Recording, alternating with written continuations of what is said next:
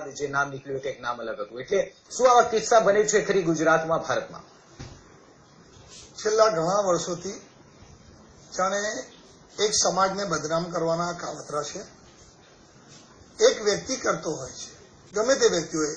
જેવી રીતે આપણે નામ આપ્યું એકલવ્ય, એનું રાજેશ અલી નામ, એનો ફાધર મોહમ્મદ અલી, એની મોહમ્મદ અલીની પત્ની બી હિન્દુ બતાવવામાં આવી છે.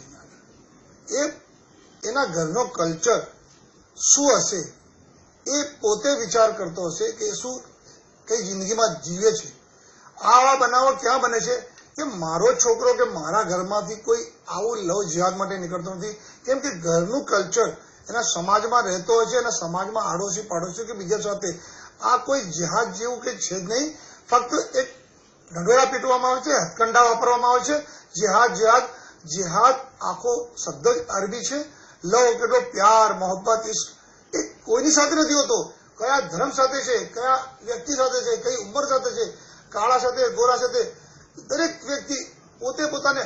આજે હું એમ કહેવા માંગુ છું આ સંદેશના માધ્યમથી, શું શાહનવાજ હુસેનના પત્ની ભારતીય જનતા પાર્ટીના રાષ્ટ્રીય નેતા છે, એમના ઘરે પત્ની હિન્દુ છે. મુખ્તાર અબ્બાસ નકવી, એમના ઘરમાં પત્ની હિન્દુ છે. એવા ઘણા બધા લોકો છે. મુસ્લિમ છોકરીઓ છે, ઘણી બધી એવી છે, એ હિન્દુ સમાજમાં બી છે. અમારે ત્યાં ઘણી બધી હિન્દુ છોકરીઓ મુસ્લિમ બનીને આવી છે, મક્કા મદીનાની જિયારત કરીને બી આવી છે. આ પૈસા આપવાની વાતો, આ બીજી વાતો, આ એસ આરામની વાતો એ તદ્દન ખોટી હોય છે. આ ફક્ત નામ ખાતર ને લોકોને ભરમાવા ખાતર ને સમાજમાં એકબીજા સાથે દૂર કરવા માટે આવા પ્રયત્નો થઈ રહ્યા છે.